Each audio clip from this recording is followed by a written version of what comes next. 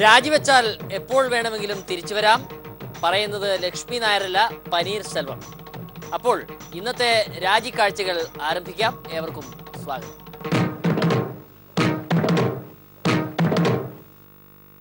തമിഴ്നാട്ടിൽ അടിപൊളി മാസ് അരസിയൽ നാടകം അരങ്ങേറുന്നത് കണ്ട് ചാനലുകളെല്ലാം അങ്ങോട്ടേക്ക് ക്യാമറ തിരിച്ചു വെച്ചു കഴിഞ്ഞു.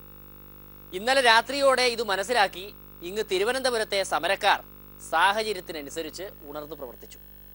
ഇനി ചാനൽ ക്യാമറകളും മൈക്കും തങ്ങളെ തേടി വരാൻ സ്വല്പം ബുദ്ധിമുട്ടാണെന്ന് നിരാഹാരമിരിക്കുന്ന സാറന്മാരും മനസ്സിലാക്കി കളഞ്ഞു. അങ്ങനെ എല്ലാവരും ചേർന്ന് ലോ കോളേജ് സമരം പറഞ്ഞ് കോംപ്രമൈസാക്കി. തങ്ങളുടെ സമരം വൻ വിജയമാണെന്ന് നീട്ടി വിളിച്ച് വിദ്യാർത്ഥികൾ ആഹ്ലാദ പ്രകടനവും നടത്തി. എങ്ങനെയാണ് സമരം വിജയിച്ചതെന്ന് വഴിയെ പറഞ്ഞു തരാം. വിദ്യാർത്ഥി സംഘടനകൾ മുന്നോട്ട് വെച്ച പ്രിൻസിപ്പാളിനെ മാറ്റുക എന്ന ആവശ്യം വിദ്യാഭ്യാസ മന്ത്രി ഉറപ്പു തരികയും മാനേജ്മെന്റ് പ്രിൻസിപ്പാളിനെ മാറ്റുകയും ചെയ്യും എന്ന് രേഖാമൂലം എഴുതി കൊടുത്തിരിക്കുന്നു. രണ്ട് വിദ്യാർത്ഥികൾ മുന്നോട്ട് വെച്ച ബാക്കി എല്ലാ ആവശ്യങ്ങളും അംഗീകരിക്കുകയും മുൻപൊരു വിദ്യാർത്ഥി സംഘടനയായിട്ടുള്ള SFIയുമായി ഉണ്ടാക്കിയ കരാറുകൾ തള്ളിക്കളഞ്ഞുകൊണ്ട് അവരുൾപ്പെടെ പുതിയ കരാറിൽ ഒപ്പുവയ്ക്കുകയും ചെയ്തിട്ടുണ്ട്. സമരം വിജയിപ്പിച്ചതായി പ്രഖ്യാപിക്കുകയും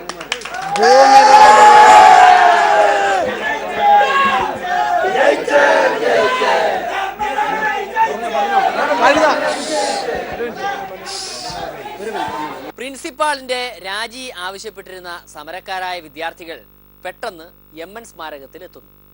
കാനം രാജേന്ദ്രനുമായി ചർച്ച നടത്തുന്നു. പിന്നെ വിദ്യാഭ്യാസ മന്ത്രിയുമായി ഒരു ചർച്ച. ക്ലോസ്. ചടങ്ങ് തീർന്നു. സമരവും. കഴിഞ്ഞ 29 ദിവസമായി കേരള ലോ അക്കാദമി ലോ കോളേജിൽ സംയുക്ത വിദ്യാർത്ഥി സംഘടനകൾ നടത്തിവന്ന സമരം ഞങ്ങൾ വിദ്യാഭ്യാസ മന്ത്രിയുമായുള്ള സാന്നിധ്യത്തിൽ നടന്ന ചർച്ചയുടെ പേരിൽ ഞങ്ങൾ പിൻവലിച്ചിരിക്കുകയാണ്. ഞങ്ങൾ ഉന്നയിച്ചിരിക്കുന്ന എല്ലാ ആവശ്യങ്ങളും മാനേജ്മെന്റ് വിദ്യാഭ്യാസ മന്ത്രിയുടെ സാന്നിധ്യത്തിൽ ഞങ്ങൾക്ക് ഉറപ്പ് നൽകിയിരിക്കുകയാണ്. ഈ രേഖയിൽ പറയുന്നത് സമരം വിജയിച്ചു എന്ന് സമരക്കാർ പറയുമ്പോഴാണ് ആകെ കൺഫ്യൂഷൻ ആകുന്നത്. സമരക്കാർക്ക് പുതിയ കരാറാണത്രേ ഇപ്പോൾ കിട്ടിയിരിക്കുന്നത്. അതായത് പ്രിൻസിപ്പാളിനെ മാറ്റും. നേരത്തെ 5 വർഷത്തേക്ക് മാറ്റും എന്ന് കരാറിൽ പറഞ്ഞപ്പോൾ ഇപ്പോൾ കരാറിൽ എത്ര വർഷം എന്ന് പോലും പറയുന്നില്ല. ഇത്രയും നാളും 32 പല്ലും കൂട്ടിപ്പിടിച്ച് പ്രിൻസിപ്പാളിന്റെ രാജി എന്നാണ് ആവശ്യപ്പെട്ടത്. അതും കരാറിൽ കണ്ടില്ല. പുതിയ കരാറാണ്. ഈ കരാറിൽ പറയുന്നത് പ്രിൻസിപ്പാളിനെ ഡോക്ടർ ലക്ഷ്മി നായരെ പ്രിൻസിപ്പൽ സ്ഥാനത്ത് നിന്ന് മാനേജ്മെന്റ് മാറ്റിയിരിക്കുന്നു. ഇതൊക്കെ കണ്ട് SFIക്കാർക്ക് ഒരു അഹങ്കാരമൊക്കെ വന്നിട്ടുണ്ട്. തങ്ങൾ ഉണ്ടാക്കിയ കരാറിനെ പുതിയ കടലാസിൽ എഴുതി ചേർത്ത് ഒരു ഒപ്പുമിട്ട് സമരം രാജിയാക്കിയെന്നാണ് അവർ പറയുന്നത്. ഇവിടെ SFIയുടെ സമരം ഞങ്ങൾ അന്നെടുത്ത തീരുമാനം അത് തന്നെ ശരിയാണ് എന്ന് മറ്റു വിദ്യാർത്ഥി സംഘങ്ങൾ കൂടി അംഗീകരിക്കുന്ന രീതിയിലാണ് ചർച്ച മുന്നോട്ട് പോയത്. ഇവിടെ അതിൽ കൂടുതൽ ഒരു തീരുമാനം ഉണ്ടാക്കിയെടുക്കാൻ വിദ്യാർത്ഥി സംഘങ്ങൾക്ക് സാധിച്ചില്ല. ഇതിന്റെ അർത്ഥം SFI നേടിയ വിജയത്തിന്റെ അപ്പുറം ഒരു വിജയം പോലും ഈ സമരത്തിന്റെ ഭാഗമായി നേടിയെടുക്കാൻ മറ്റൊരു വിദ്യാർത്ഥി സംഘങ്ങൾക്കും സാധിച്ചിട്ടില്ല.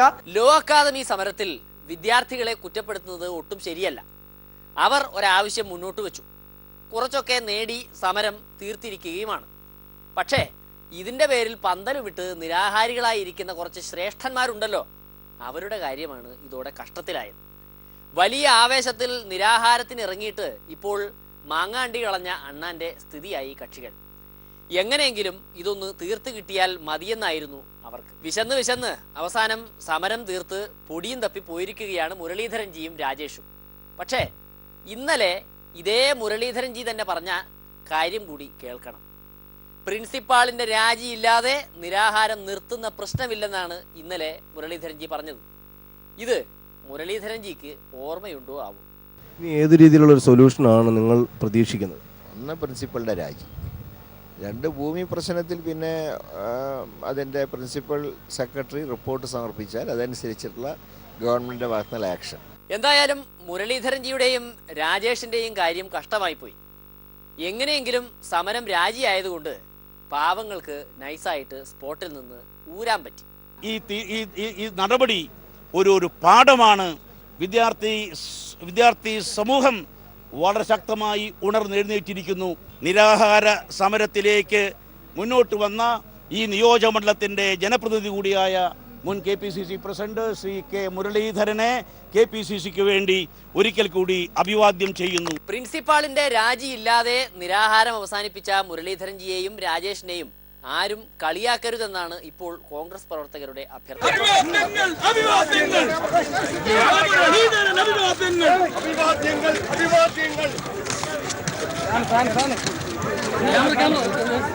നിശ്ചയദാർഢ്യത്തോടെ അണിനിരന്ന് ലോ അക്കാദമികളെ വിദ്യാർത്ഥികളെ അവർക്ക് പിന്തുണ നൽകിയ സമരത്തിന് തുടക്കം കുറിച്ച കേരള വിദ്യാർത്ഥി യൂണിയൻ ഉൾപ്പെടെയുള്ളവരെ എല്ലാ വിദ്യാർത്ഥി സംഘടനകളെയും ഹാർദമായി അഭിവാദ്യം ചെയ്യുന്നു.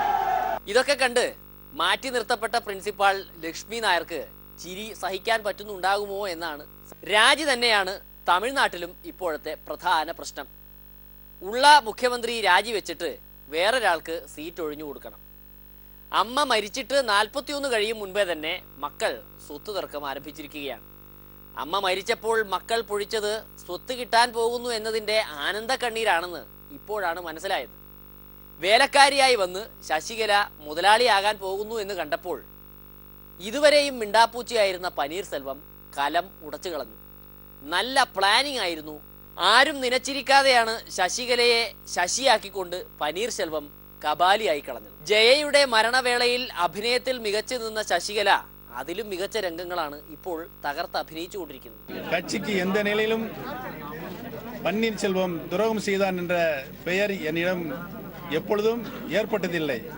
இப்பொழுது மட்டும் அவர்கள் புதிதாக ஒரு பிரச்சனையை இங்கே பத்திரிகைகள் வாயிலாக சொல்லிக் கொண்டிருக்கிறார்கள்.